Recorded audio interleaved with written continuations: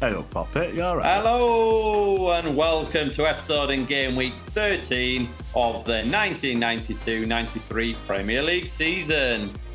Well, we've had plenty of action happening behind the scenes at Prem Stars HQ this week, especially with competitions Mike has been involved with on X or Twitter, whatever you want to call it, Mike. I've always called it Twitter, but you can call it X if you want. Yeah, we did a giveaway in partnership with UK Soccer Shop to give away a Man United shirt if Rashford scored, and he only went and scored. So he did. So good luck to whoever gets the prize in that one. Other news to know, I've made a really good new friend who sorted me out with some fantastic bits that we're going to use for our giveaways and things on there. Got some really good signed cards, so thank you very much, Philip, for that as well. And that was lovely to meet you. This week we've got quite a bit to look forward to this week. Yeah. We've got Gary Man Phillips United. finally got something to cheer for. Well, his beloved Liverpool are crying out for a win, and they take on the high flyers Norwich. We've got Man United taking on Moneybags Blackburn Rovers. We've got Ian Wright scoring, Mark Bright scoring. He's a poet as well here. Yeah. And I didn't have it. Well, any more from you, Mikey? No, not from me, mate. Do your line. Well, let's go back then. Let's press that rewind button. Let's relive the league.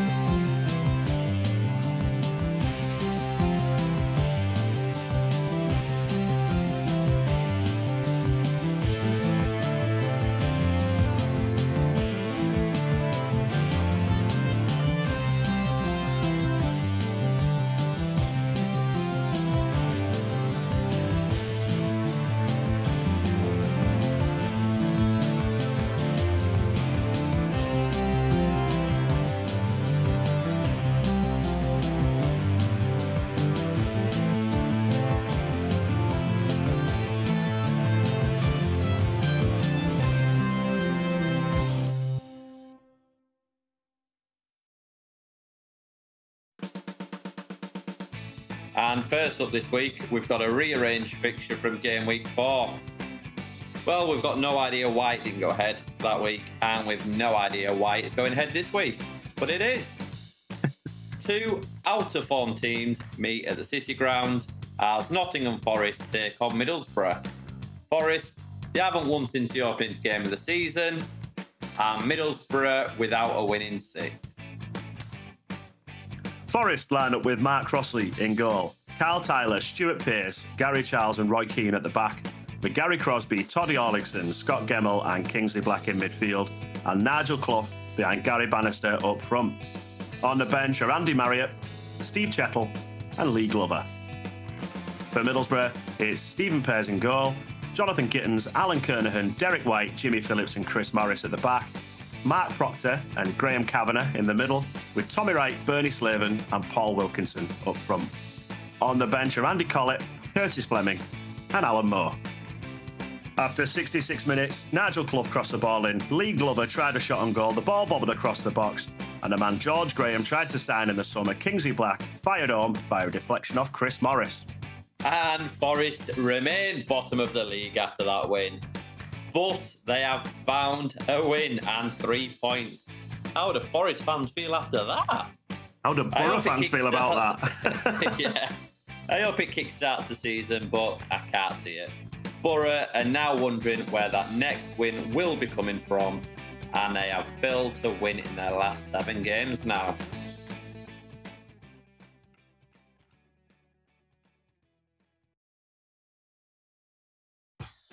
And to begin game week 13, we have Forest again. 2 games in a week.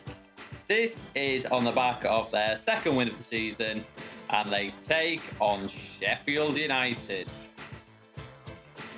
Sheffield United line up with Simon Tracy in goal. A back four of Brian Gale, Paul Beasley, Tom Cowan and Carl Bradshaw. John Gannon, Adrian Littlejohn, Jamie Hoyland, Ian Bryson and Mitch Ward in midfield, with Brian Dean up front on his own. On the bench is Alan Kelly, Alan Cork and Glyn Hodges. And for Forest, it's Mark Crossley in goal, Carl Tyler, Stuart Pearce, Gary Charles and Roy Keane at the back, with Gary Crosby, Toddy Orlington, Scott Gemmell and Kingsley Black in midfield, with Nigel Clough behind Lee Glover up front. On the bench are Andy Marriott, Steve Chettle and Steve Stone. Here we go with the action at Bramall Lane as Nottingham Forest travel to Sheffield to try and build on the 3 points they've got this week. Oh. 0-0. Yeah, 0-0. Not a lot to report on the game. No highlights even exist. A great point for each team, and also a clean sheet for both as well.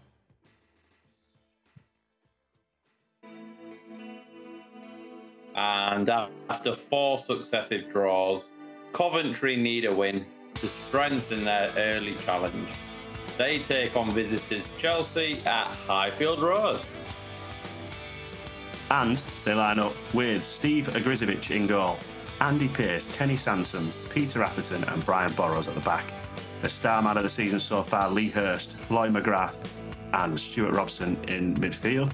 And up front is Robert Rosario, John Williams and Peter Love. On the bench are Jonathan Gould, Phil Babb and Paul Williams. For Chelsea, it's Kevin Hitchcock in goal, Frank Sinclair, David Lee, Darren Barnard and Mal Donaghy at the back, Gareth Hall, Eddie Newton, Andy Townsend and Graham Stewart in midfield, with Robert Fleck and Mick Harford up front. On the bench, it's Alec Chamberlain, Graham Lasso and Craig Burley.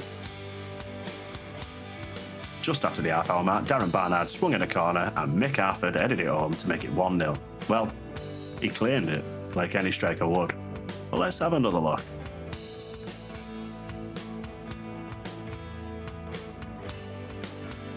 Great ball in by Barnard, they leap. But that's an own goal by Andy Pearce. And then one of the most beautiful goals in football history, set them VCRs to record after some phenomenal build-up play. Robert Rosario bundled and rolled the ball over the line and ran off like he just scored a world-class stunner. 1-1. And then, with 20 minutes left on the clock, David Lee pumped a free kick forward. Mick Harford won it in the air. Somehow, Graham Stewart got the better of Kenny Sansom. And on his 22nd birthday, he smashed home to win it for Chelsea. And what a way to celebrate your 22nd birthday, scoring the winner away at Coventry. Get yourself down to Wimbledon, get yourself to your local pub with your mates, get on the lager and get yourself a sore head in the morning. 2-1.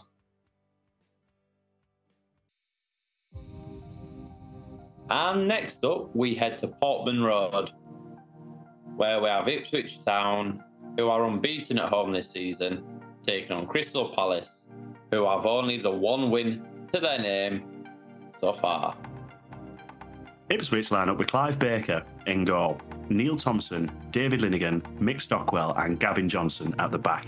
In midfield is Geraint Williams, Jason Dezelle, John Walk and Steve Whitten. And up front, Paul Goddard and Chris Kawamia. On the bench is Jason Winters, Phil Whelan and David Gregory. For Crystal Palace, it's Nigel Martin in goal, Eric Young, Chris Coleman, Richard Shaw, Lee Sinnott and Gareth Southgate at the back, Simon Osborne and John Solarco in midfield, with Paul Williams, Eddie McGoldrick and Chris Armstrong up front. On the bench, Paul Held, Jeff Thomas and Stan Collymore.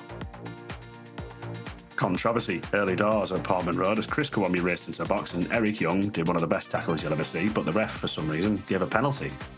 Steve Whitten didn't miss one all season last year. Missed this one. Where was John Walk? Into the second half then, and Eddie McGoldrick whipped in a cross. And Chris Armstrong was there to show just why they signed him to replace Mark Wright, to make it 1-0. Not long later, Gavin Johnson whipped the ball in, and Jason Dazelle nodded home to equalise for Ipswich. 3 minutes later though, Palce, who've only won once this season, got a corner, and Chris Coleman was there to take the lead for the Eagles. With just under 10 minutes to go, Chris Kiwomya whipped the ball in, and Jason Dazelle was there to tap home to equalise for Ipswich. Just before the end though, more controversy, as David Linnigan handled in the box, giving Crystal Palace the third penalty of the season. They've missed the other two, McGoldrick and Salako, so who's going to take this one? Why not? Gareth Southgate. He smashed it against the post, it came back and hit Baker's loaf, earning him his bread and getting Ipswich a point they needed. Anyway, draw. And Palace, they were denied their second win of the season, thanks to that late equaliser from Jason Dazelle. And Ipswich, they remain unbeaten at home so far this season. And Palace, well, they're struggling. Just 1 point off the bottom now. Point shared, 2-2.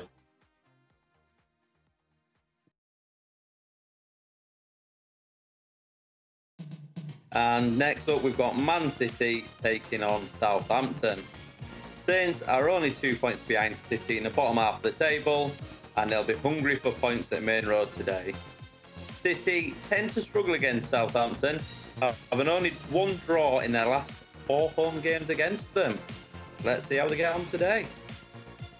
The City line up with Tony Coton in goal, Keith Curle, Terry Phelan, Ian Brightwell and Andy Hill at the back. In midfield are Steve McMahon, Fitzroy Simpson and Rick Alden, with David White, Niall Quinn and Mike Shearer up front. On the bench are Martin Margetson, Peter Reid and Gary Flitcroft. And for Southampton, Tim Flowers in goal, Richard Hall, Ken Moncow, Mickey Adams, Francis Benali and Jason Dodd at the back, with Glenn Cockrell, Terry Hurlock and Matt Letizia in midfield, with Perry Groves and Ian Dowie up front. Interesting to note, Southampton have never lost when Ian Dowie scored. On the bench for Southampton are Ian Andrews, Neil Maddison and Paul Moody. Absolute downpour here in Manchester today, as per, well, always in Manchester. The pitch was treacherous. I don't know how the game was on, but we got a game on. Never mind deep studs, it was Wellington boots I needed today, and the pitch was slick. But Rick weren't slick. Rick Alden could have given Man City the lead there, but he couldn't capitalise. Again, City were on the charge. They were pulverising Southampton, but they couldn't get the better of Tim Flowers, who seemed to enjoy diving around in the wet conditions. That was until the 74th minute, when a cross came in and Niall Quinn beat Flowers to it, headed against the bar, and there was Mike Shearer to tap home for his first Premier League goal. And he nearly got himself on the score sheet again. After Steve McMahon had masterfully played one through the puddles, a cross came in, the ball found itself at the back stick with Shearer, but not once, twice denied by Tim Flowers, showing why he's the most sought-after goalkeeper in the Premier League. And as Mike said, Shearer bags his first goal of the season. Tim Flowers in fine form, wanting to show Graham Taylor just what he needs. Great win for City, knocking Southampton into the relegation zone. 1-0.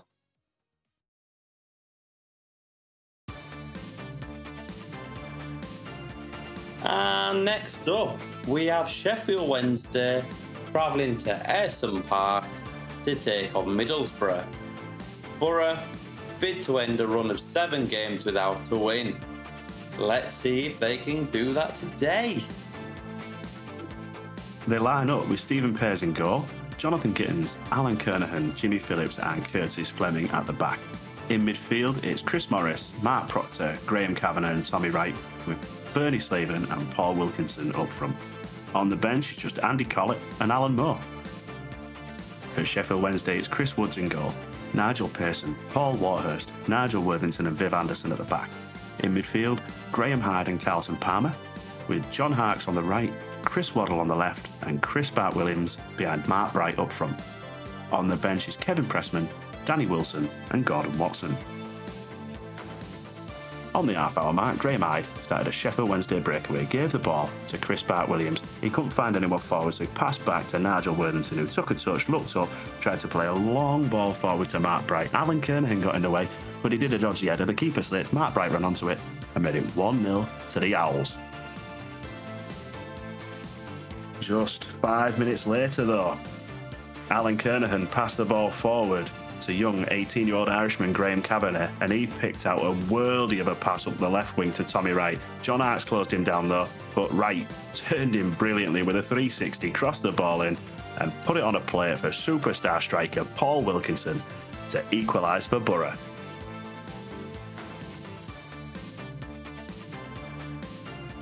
What a signing Tommy Wright's been since he signed from Leicester in the summer, and Paul Wilkinson, that's now 6 Premier League goals he's got.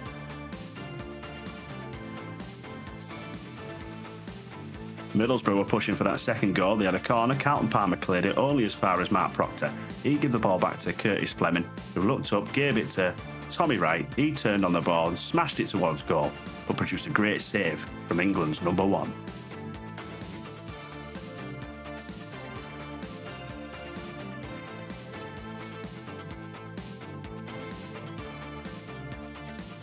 Next, it was Bernie Slaven's turn to try and test the Wednesday defence. He started the move and ended up with the ball to try and finish it off, ran into the box, but Nigel Pearson cleared it for a corner.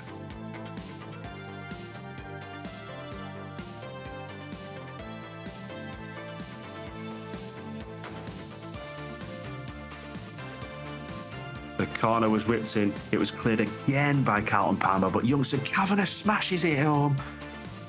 It's saved again by Chris Woods.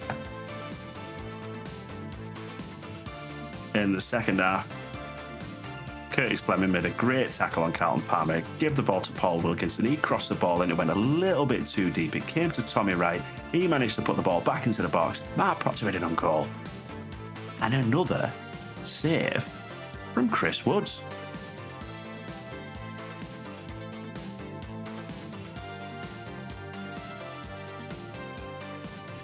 Chris Woods, England's number 1. Well, point shared today. Both remain mid-table. 1-1.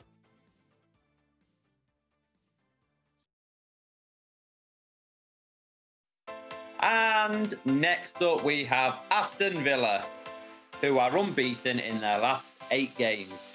They travel to Oldham. Joe Royle mentioned before the game how this is Ron Atkinson's bogey ground, as he has historically struggled to pick up points at Boundary Park. Can he prove him wrong today? Oldham line up with John Allworth in goal, Steve Redmond, Richard Jobson, Neil Poynton and Gunnar Haller at the back.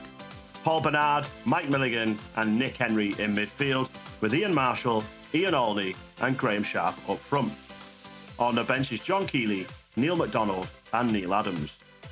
And for Aston Villa, it's Nigel Spink in goal, Sean Teal, Paul McGrath, Steve Staunton and Earl Barrett at the back, with Brian Small, Kevin Richardson and Ray Houghton in the middle, and Dalian Atkinson, Dwight York and Dean Saunders up front. On the bench is Mark Bosnich, Mark Blake and David Farrell. After 19 minutes, Oldham got a corner, which was directed towards Richard Jobson. He powered a header on goal, and Ian Olney deflected it past Nigel Spink to make it 1-0.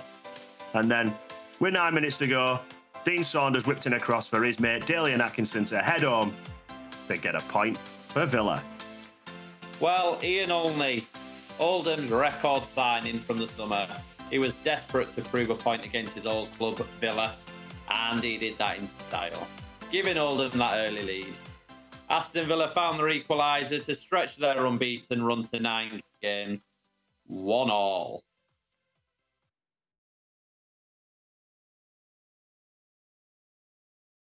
And next up we have Queen's Park Rangers hosting Leeds United at Loftus Road. QPR are unbeaten at home this season and Leeds are still searching for their first away win. And Big Les is also back up top for QPR today after that injury against Man United. Jerry Francis has gone with Jan Steshkal in goal, Alan McDonald, Darren Peacock, Clive Wilson and David Bardsley at the back, with Andy Impey, Ray Wilkins, Ian Holloway and Andy Simpson in midfield, and Bradley Allen and the returning Les Ferdinand up front. On the bench are Tony Roberts, Danny Maddox and Simon Barker. And for Leeds United, it's John Lukic in goal, Chris Fairclough, Chris White, Tony DeRigo and John Newsom at the back. A midfield of David Batty, Gary McAllister, Gordon Strachan and Gary Speed, with Rod Wallace and Lee Chapman up front. On the bench are Mervyn Day, David Rocastle and Carl Shutt. Nothing to report from the first half at Loftus Road today, but just before the hour mark, David Batty slung a throw in, Lee Chapman nodded it down, and there was Gordon Strachan with his first Premier League goal to put the champions ahead. Then QPR did as QPR do, and that's never give up. After 73 minutes, Clive Wilson threw a throw in long and forward. Chris White went through the back of Andy Sinton. The ref gave play on. Came back to left back Wilson. He swung it in and found the head of right back David Bardsley to equalise for QPR. In the 85th minute, John Lukic whacked one forward. Alan McDonald wanted none of this nonsense and got his head on it and headed it 45 yards up the pitch towards the returning Les Ferdinand. John Newsom couldn't bring him down. He took the ball past Lukic somehow and tapped home to win it for Queen's Park Rangers. Wow, wow, wow. Third in the Premier League now, QPR. Above all the big boys. They've sold £3 million worth of players in the last 18 months. Jerry Francis is doing a cracking job. 2-1.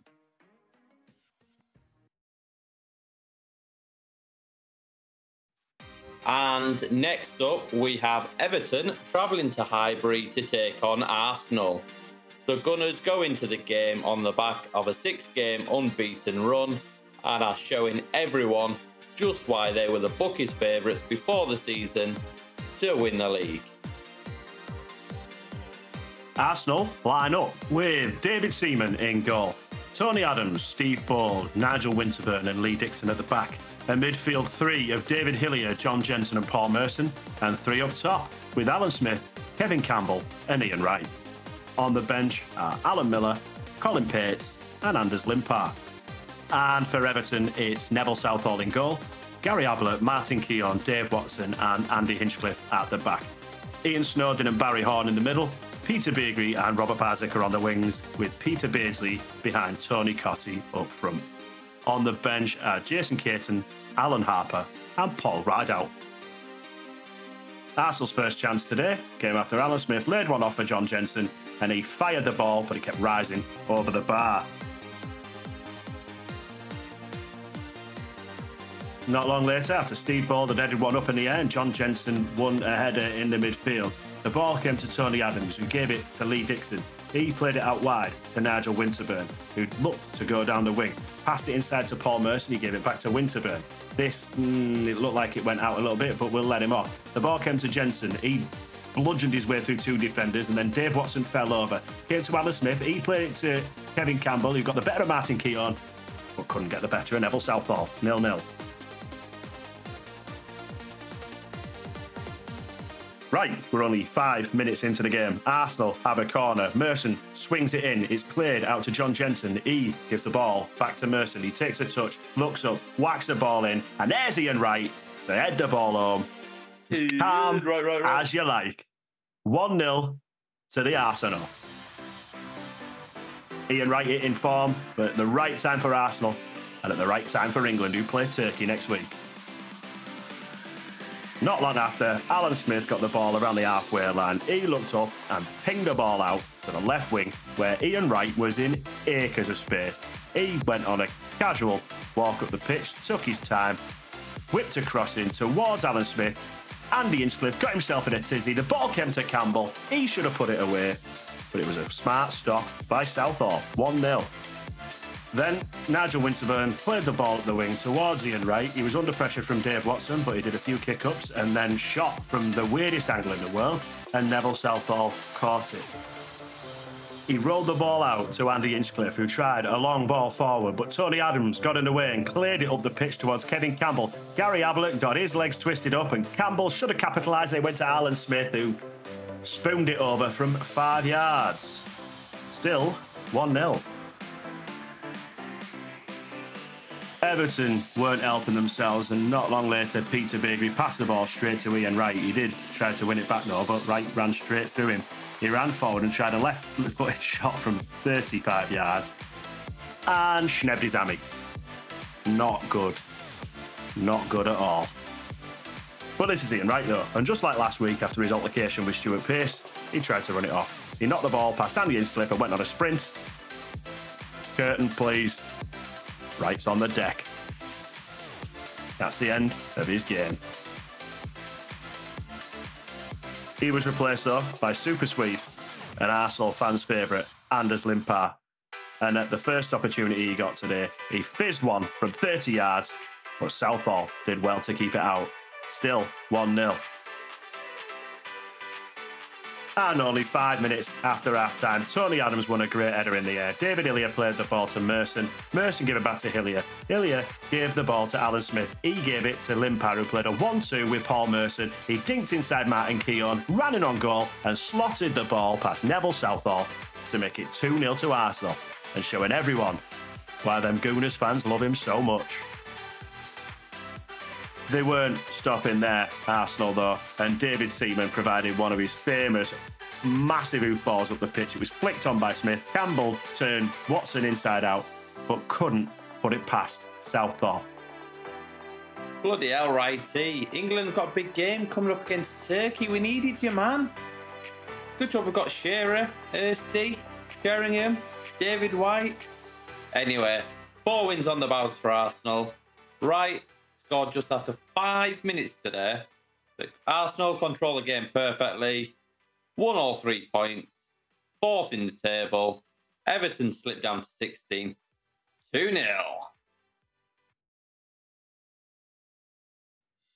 And next up at Ewood Park, we have the first league encounter between United and Rovers since the 60s. Blackburn might be sat in second, but big money spenders are looking at regaining that top spot after drawing 0-0 last week. Having not been in the top flight for 26 years, these are the big games that provide an exciting challenge for them. Let's see how they get on today. Rovers line up with Bobby Mims in goal, Colin Hendry, former United man Kevin Moran, Alan Wright and David May at the back.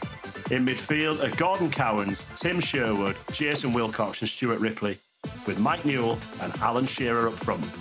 On the bench are Nicky Marker and Roy Wegley. And Alex Ferguson selected Peter Schmeichel in goal, Steve Bruce, Gary Pallister, Dennis Irwin and Paul Parker at the back. A midfield of Clayton Blackmore, Paul Ince, Darren Ferguson and Ryan Giggs, with Brian McClare and Mark Hughes up front, both former teammates of Kevin Moran. On the bench are Gary Walsh, Neil Webb and Andrei Kanchelskis. The first chance of the game came when Mike Newell knocked one down to Stuart Ripley, who fired one from 30 yards, produced a great save by Peter Schmeichel. And of course, in true Peter Schmeichel fashion, he let the defenders know they should have done a lot better. And not long later, Steve Bruce went through the back of Alan Shearer. Stuart Ripley reacted quickest. He got the ball to the spot, looked up and pinged the ball out on the wing to Mike Newell, who was in acres of space. Somehow, Bruce has got back. Newell was running towards him, putting him under pressure, cut inside and whacked it, but tonked it against the crossbar. 0-0.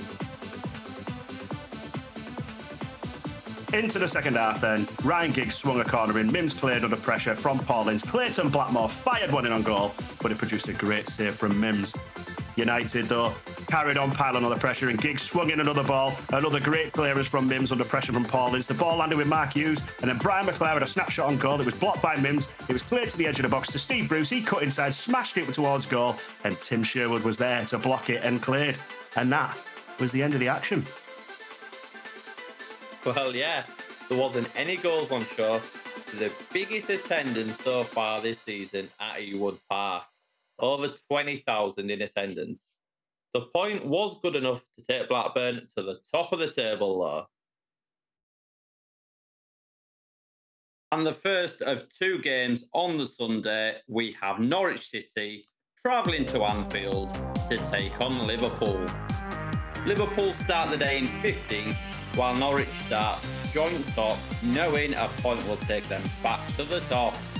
And just to note, Liverpool only got back from a long trip to Moscow 2 days before kick-off, which they were beaten. They need to pick themselves up very quickly if they are going to get anything out of the game today. Graham Souness has selected Bruce Grobbelaar in goal, a back four of Torben Picnic, Steve Nicol, David Burrows and Mike Marsh. In midfield are Jamie Redknapp, Steve McManaman, Michael Thomas and Mark Walters, with Don Hutchison behind Ronnie Rosenthal up front. On the bench is David James, Mark Wright and Paul Stewart. And for Norwich, it's Brian Gunn in goal, Rob Newman, Ian Butterworth, John Polston, Mark Bowen and Ian Culverhouse at the back. In midfield is Jeremy Goss, Ian Crook and David Phillips, with Mark Robbins and Chris Sutton up front. On the bench are Mark Walton, Darryl Such and Rule Fox. In the second minute, Norwich got a corner. David Phillips swung it in. Ian Butterworth had a shot on goal. Oh, it's come off Marsh, the bar and Grobbelaar. Oh, no, Marsh has punched it in. He's lucky, isn't he? 1-0. On 15 minutes, Mark Walters got the ball on the left, came inside, laid the ball off to Michael Thomas, and he smashed home past Brian Gunn. Oh, did he? Let's have a look. Yeah, that's come heavily off David Phillips and deceived Gunn. 1-1. 5 minutes later, Thomas and Walters combined again. Walters found him with a schneb off a defender. Thomas crossed the ball in, and there was that man, Don Hutchison, again for his third goal of the season. And a short while later, Torben Picnic hoofed one right across his goal. It landed with Mike Robbins. Mike Marsh nudged it into the path of Chris Sutton. And then Torben Picnic just came through the back of him and pushed him to the floor. Penalty to Norwich. Yeah, go on, Torben. Anyway, Mark Bowen to equalise. And he's put it in the cop. In the 52nd minute, Liverpool got a free kick from 20 yards out. Michael Thomas laid it off, and David Burrows hammered it home with his famous left peg. When he hits them, they don't half stay hit. It's a deflection. 3-1. With 1 minute to go, David Burrows put a cross in. It went too far and came to Steve McManaman on the right wing. He put a ball back across, and Mark Walters tried a diving header. I say a diving header, it was more a barge in the back header. Penalty to Liverpool, and Walters steps up to make it 4-1 to the Red Men. A great win for Liverpool against high-flying Norwich. A massive sigh of relief for the fans, but they're still languishing near the foot of the table. Well, technically Liverpool could have had a man sent off early doors, but the ref didn't want to give it. A couple of wicked deflections too, but Liverpool with a great win nonetheless. And Norwich, they miss out on that top spot.